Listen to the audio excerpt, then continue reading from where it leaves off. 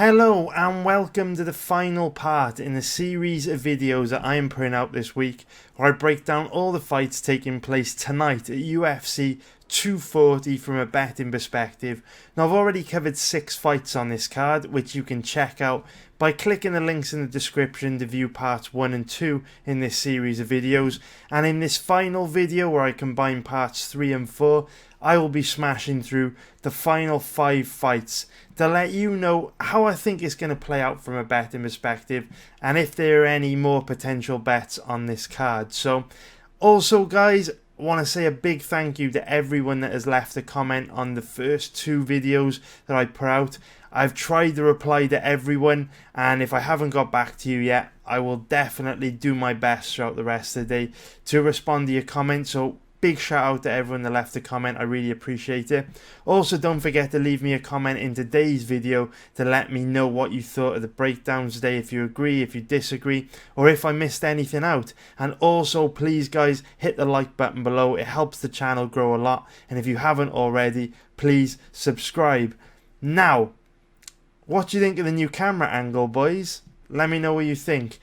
Working with a slightly different setup at the moment because, like I said a few weeks ago, I am investing in tons of new equipment to basically give you guys way more content and way better content. So even though the camera difference is only a subtle change at the moment, the shit that's going on in the background is much bigger.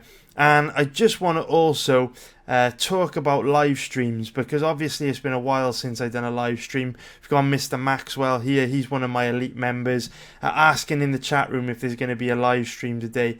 And unfortunately at the moment I am unable to do live streams due to some technical issues that I've got, but I will be buying a new PC during the big break in the UFC schedule coming up in November.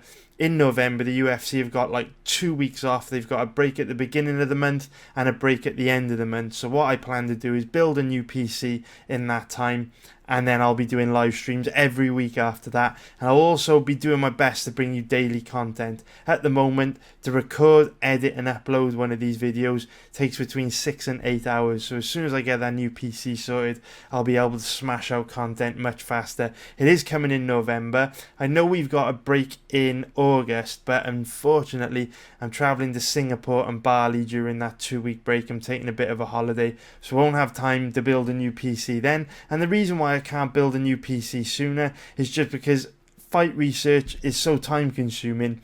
You know, spend 30 to 40 hours a week researching fights. I don't have enough time to take all my stuff off my old PC and move it onto a new one. So the camera angle, the different camera angle, is a little clue to the kind of shit that will be coming. I am working on a lot of stuff in the background, and right now I'm just buying every single piece of equipment I can to streamline the whole video upload process without actually getting to the meat and potatoes, which will be a new computer in November, and then you can expect a lot more content coming out much faster, much earlier in the week, and a lot more regularly.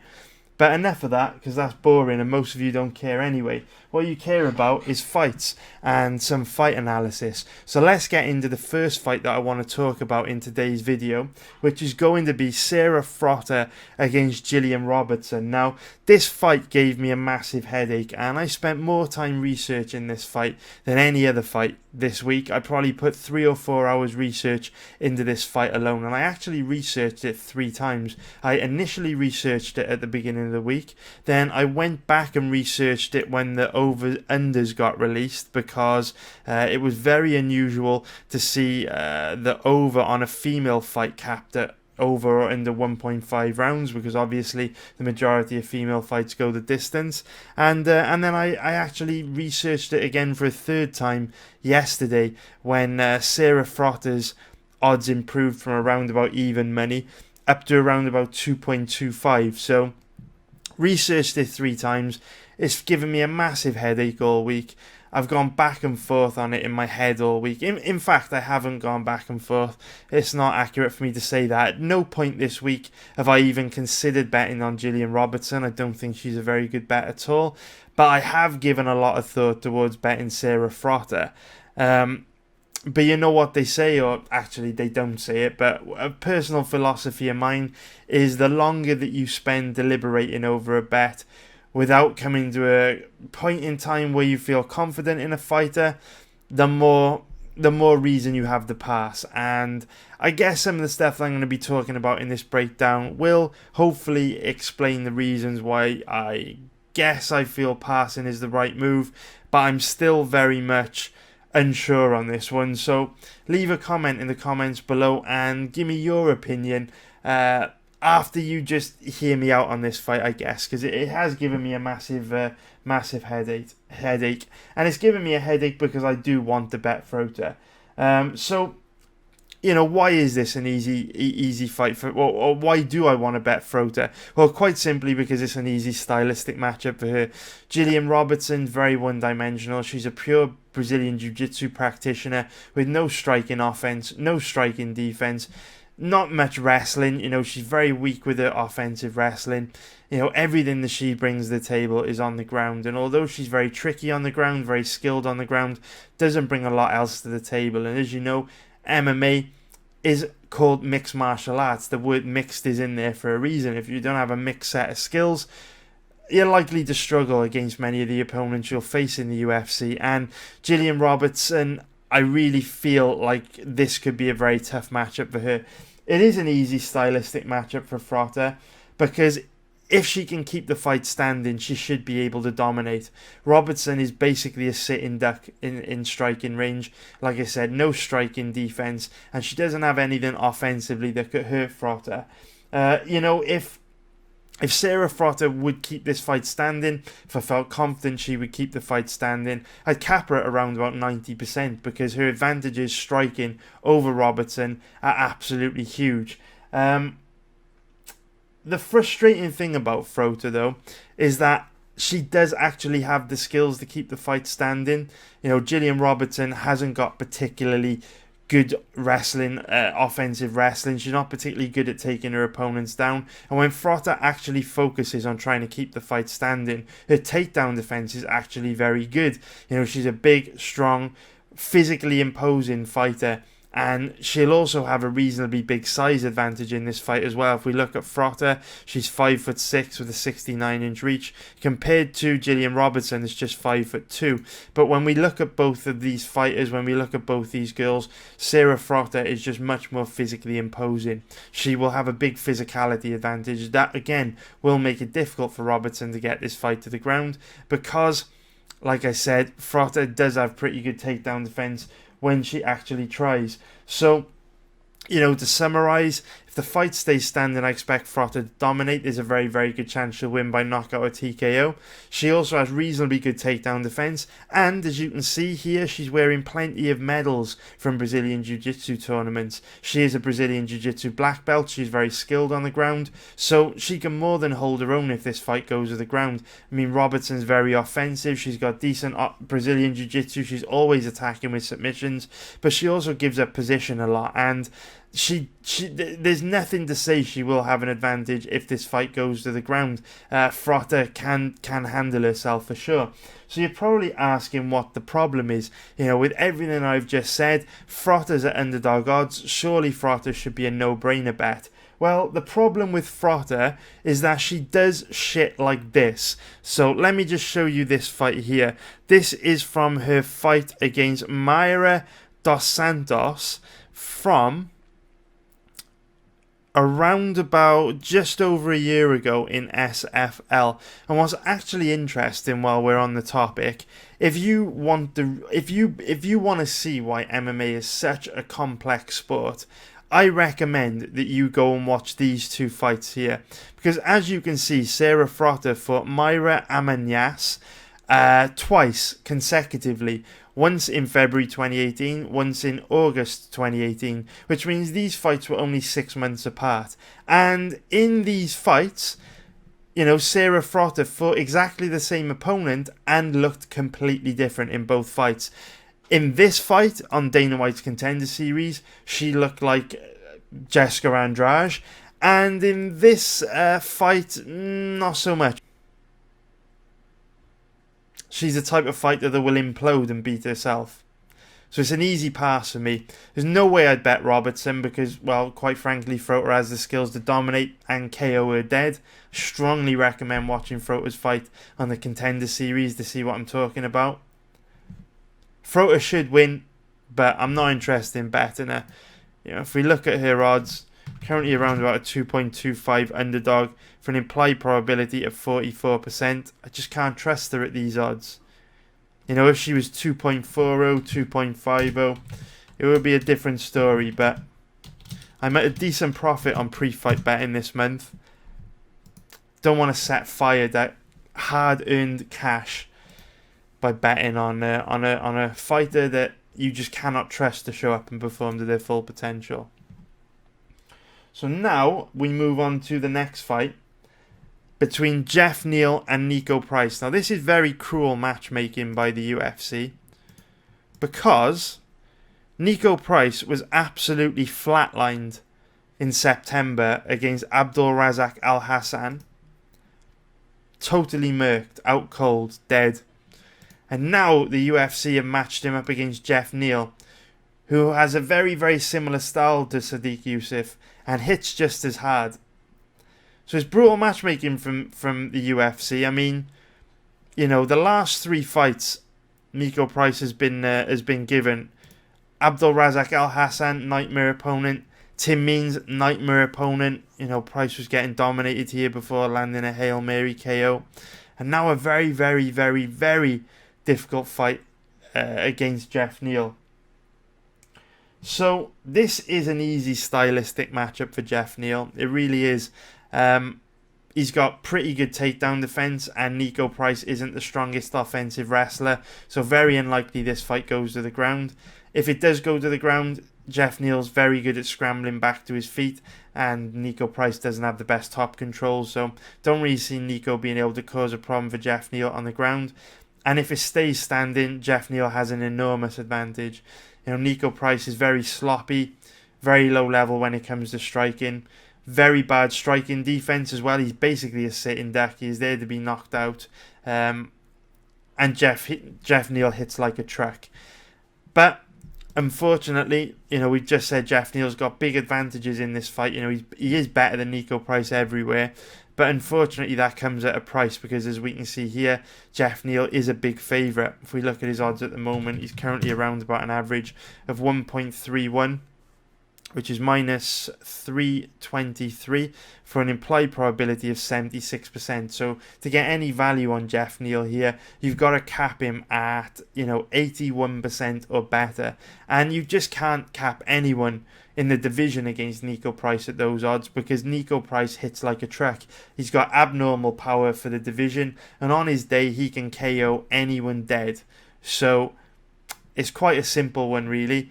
There's no way you can bet Geoff Neal at these odds because Niko Price could KO him, could KO anyone in the division. He hits very hard.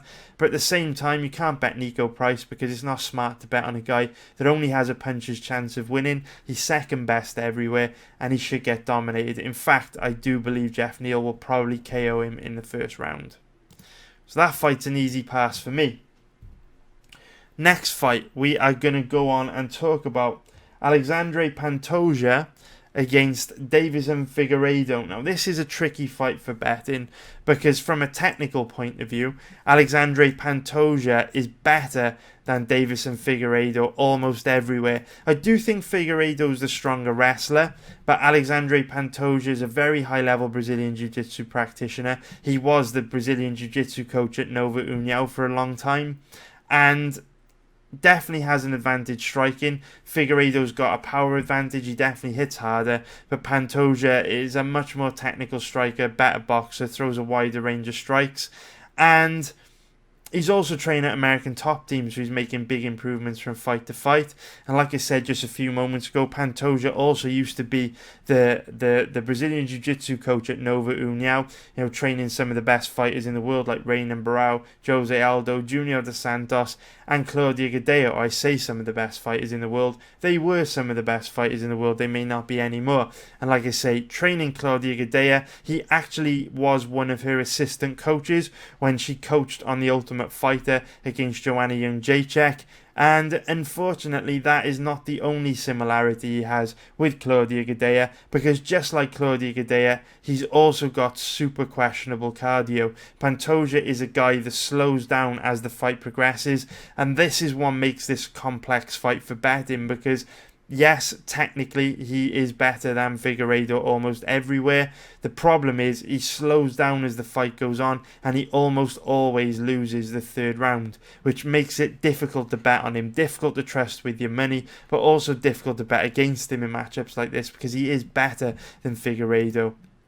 And a real detail to pay attention to in this matchup is that Pantoja, with his high-level Brazilian Jiu-Jitsu, he's incredibly good at taking his opponents back and maintaining back control. And Deiveson Figueiredo frequently gives up his back when defending takedowns and in scrambles or working his way back to his feet. So if Pantoja can find a way to gain control of Figueiredo's back, he can control his opponents all day long from back control. That is his bread and butter. That's where he feels most comfortable. So if he could gain a position like that for 2 or 3 minutes in the first and second round, obviously that's going to help him conserve energy and pace himself, and then he might not slow down as much, which potentially means Pantoja could win the fight very comfortably. However, if Figueiredo can avoid being caught in those positions, forces Pantoja to work very hard, pushes a high pace in the first round, which Figueiredo always does. Figueiredo always pushes a high pace.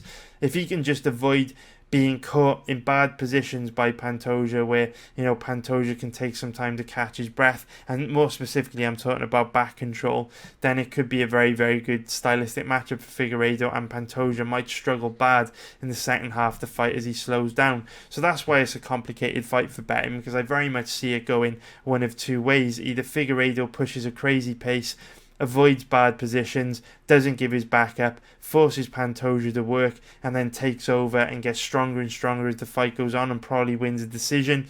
Or he gets caught in a bad position early in the fight, which enables Pantoja to pace himself with some back control, and then Pantoja probably wins a decision. So if we look at the odds at the moment, Pantoja is currently around about a 1.87 favourite, which is minus 115 for an implied probability of 53%. And if we look at the odds on Figueiredo, he's currently around about an average of 2.05, which is plus 105 for an implied probability of 49%. So the bookies are seeing this as a roughly 50-50 fight, and I agree with them. There's no point in really digging any deeper than that. The odds are spot on. There's no value here. There's no strong positions to be found. Again, hate to be boring. I definitely recommend passing on that one. There's no real way to know. Who's going to win that fight. It's really going to come down to the odd scramble. Who gets the better of the scramble positions. I think if Figueiredo can avoid being caught in bad positions early, he will win.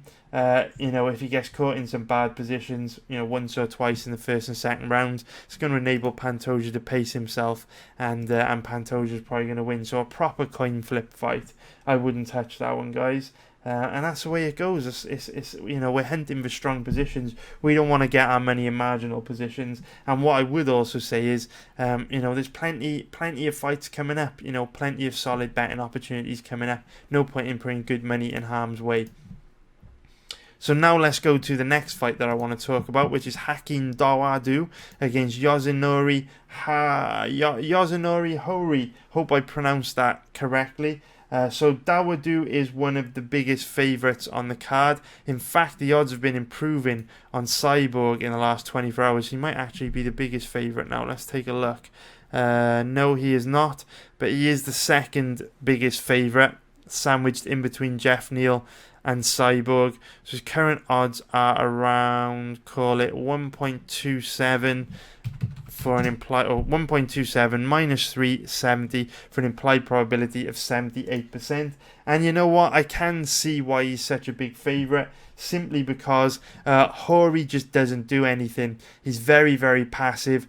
Probably throws less than 10 strikes per round. Just a very, very passive fighter. He doesn't do a lot. No urgency. Struggles to put his stamp on rounds. Now, he does hit pretty hard. He does hit hard. There's no denying it. He's got a lot of wins by KO.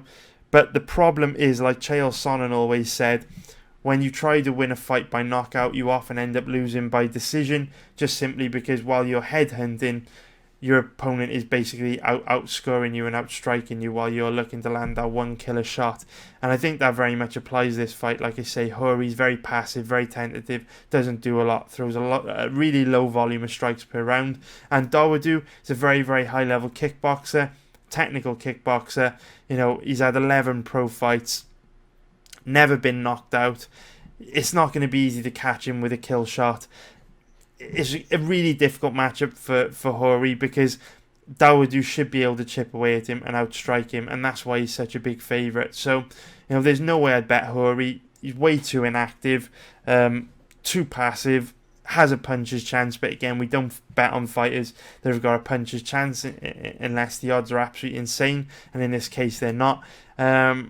Dawodu should win easily. You know, might get caught with a bomb, might get knocked out, but certainly not worth betting on an outcome like that. You know, you want a fighter that you bet to be able to win on merit, not through landing a lucky shot.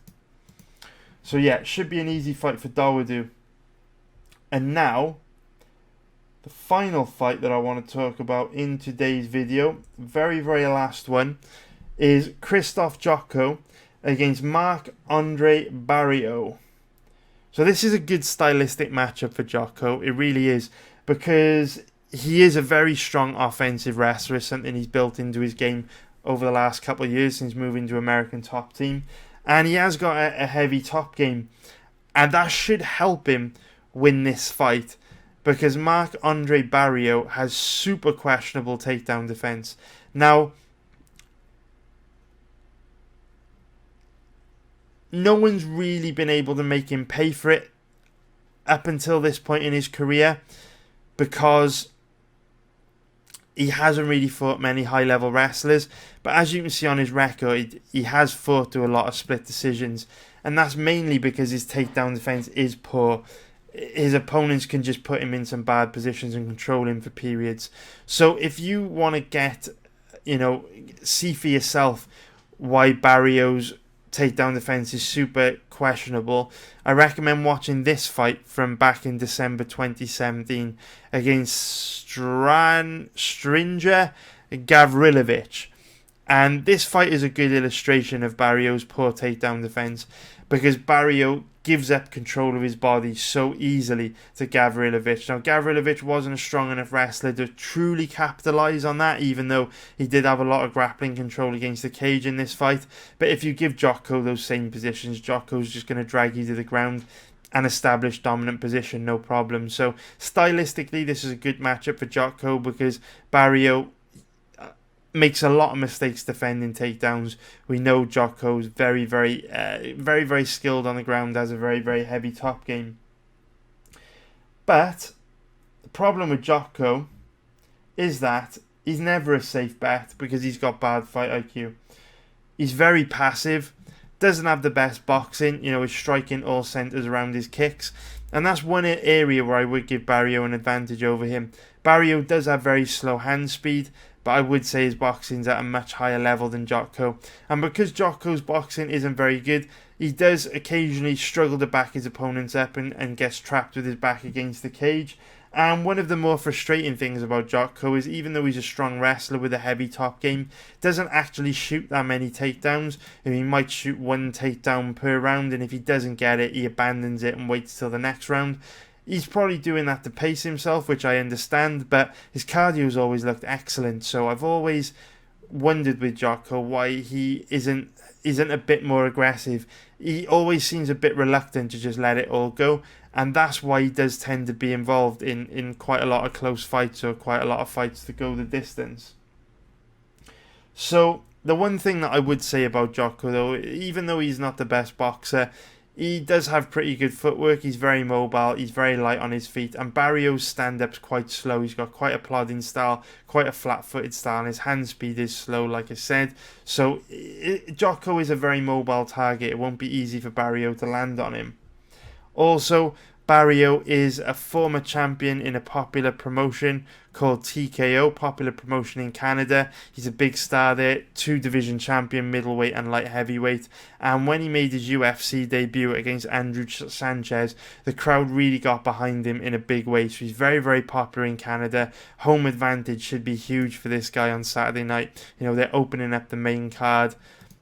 We know home advantage is huge in Canada. We know that Canadian fighters win around 65% of the time when they fight non-Canadians in Canada on UFC events, so that will be a big advantage for Barriault. And with Jotko's passive fighting style, it's kind of asking for trouble if you bet Jotko here, just because he's got bad fight IQ. Sometimes he struggles to put his stamp on rounds, and you can't trust him to just let it all go and fight aggressively.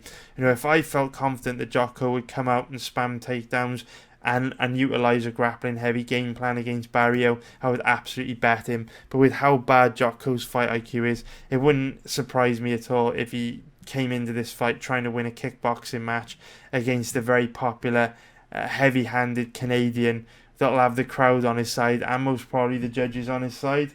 So if we look at the current odds, we have got Jotko at around about 1.60, which is minus 167 for an implied probability of 63%.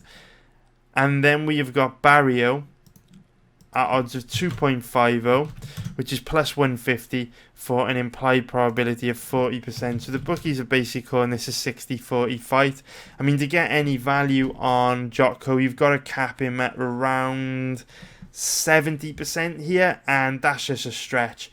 You know, Jotko's not the kind of fighter you can cap at those odds, especially when his opponent's tough and they've got home advantage on their side. But at the same time, don't fancy betting Barriault here just because his takedown defense is so poor. So again, this one's a pass from me, but I hope you found the information useful. Personally, these aren't fights that I think are very good for betting. I think if you bet any of these fights that I've mentioned in today's video, you really are putting your money in a lot of harm's way. I mean, I've tried to be as balanced as possible, but at the same time, there are just no strong positions. I mean, if we look at the fights, we can just skim through the card. I mean, Frankie Edgar, I think, is a tremendous value bet in the main event. You know, I actually think there's value on Cyborg now. If we look at the way her odds have improved, you know, you can currently get her at around about 1.20.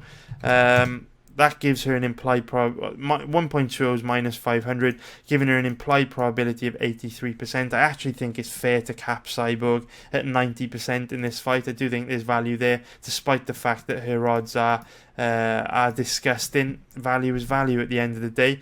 You know, no value in this fight between Jeff Neal and Nico Price. Just, you know, Neal should kill him, but Price is heavy-handed. He's got nuclear warheads, grenades in those hands. Olivier Aubin-Mercier against Arman Tazrukian. You know, Tazrukian's odds have improved a lot in the last 24 hours. You know, they've improved up to around, call it an average of 1.60, which is minus 167 for an implied probability of 63%. But there are two real issues I have with betting Tazrukian in this fight.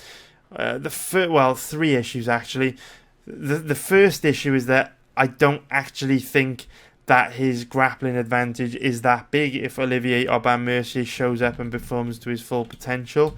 But also the other two red flags which just emerged in the last, well, let's call it the last 24 hours or so, I guess. If we just skim through here. Where are you? Here we go. If we just look at the weigh-ins here.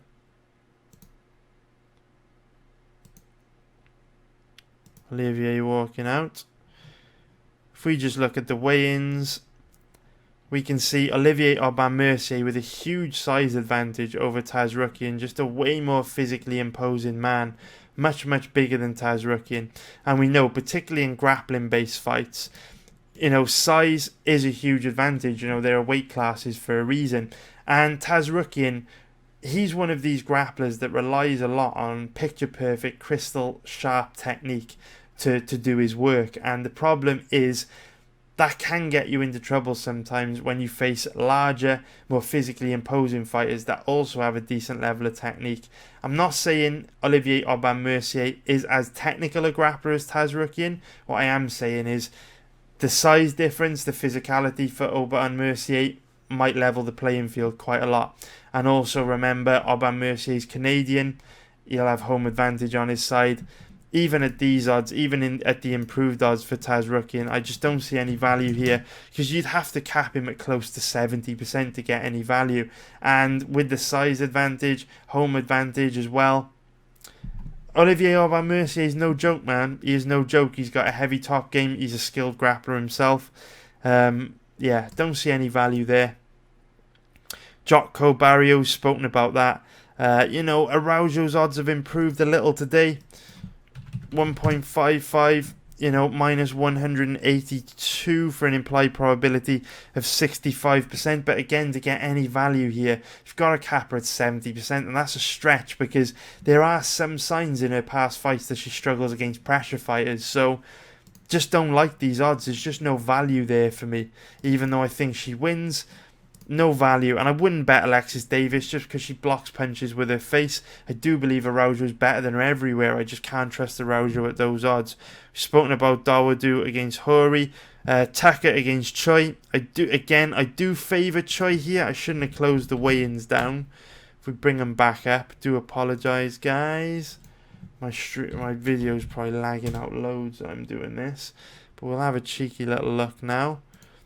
I do think that next to Holloway, obviously Holloway's got a big advantage over our boy Edgar, but I think next to that, Troy's probably got the biggest size advantage on the card. Here is our boy Tucker weighing in against Troy, and you can see Troy with a huge size advantage there, towering over Tucker. So definitely lean Troy in that fight.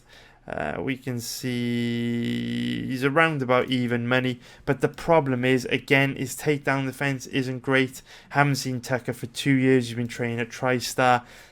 You know, Tucker's got home advantage as well. Choi's just not a strong position. I mean, he probably wins, but it's a gamble. It is a gamble. We've spoken about Pantoja, Figueiredo, spoken about Robertson, Frota. You know, Coke against Stewart. Coke's never a safe bet. You know, it's just not a great card for betting. Not too much I like on here. Hopefully Frankie comes through for us, although it is a big ask for the answer. It's a very risky bet. It's going to be a difficult one. Don't expect him to win, but it would be nice if he did. And I mean, Cyborg's tricky. I mean, what you do with her, there's definite value here, but definitely doesn't feel good betting on a big favourite. But you know, she should be free money. I do expect her to dominate. So I hope you enjoyed today's video, guys.